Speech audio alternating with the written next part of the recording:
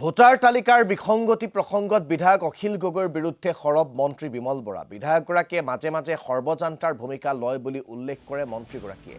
অসমত এখন শুদ্ধ ভোটাৰ তালিকা কংগ্ৰেছ তথা বিৰোধী দলসমূহে নিবিচাৰে বুলি উল্লেখ কৰে বিমল বৰাই।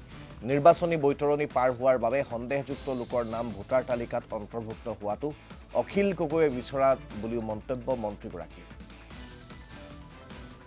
নিজকে সৰ্বজান্তা বুলি ভাবে, গতিকে সেই সৰ্বজান্তা বুলি ভবা তেখেতৰ সেই অল্পমতি চিন্তাৰ কাৰণে কেতিয়াবা নক'বলগীয়া কিছু কথা কয়।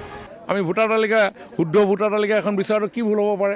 আমাৰ সভাপতি, আমাৰ দলৰ কাৰ্যকৰ্তাসকলক, আমাৰ সাধাৰণ সম্পাদকে আমাৰ দলৰ কাৰ্যকৰ্তাসকলক, আমাৰ বিধায়কসকলে আমাৰ দলৰ কাৰ্যকৰ্তাসকলক, মণ্ডল সমিতিৰ সভাপতিয়ে দলৰ কাৰ্যকৰ্তাসকলক এই ক্ষেত্ৰত সচেতন কৰিছে।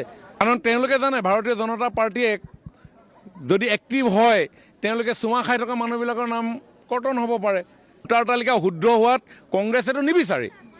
অবৈধ মানুহৰ নামেৰে ভোটাৰ তালিকা হ'ব লাগে এই কথাটো কংগ্ৰেছৰ ইতিহাসে কয়।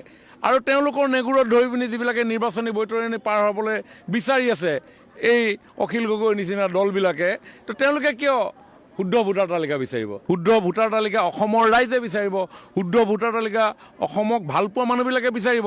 এওঁলোকেতো চুমা খাই ঘূৰি থাকে য'তে ত'তে।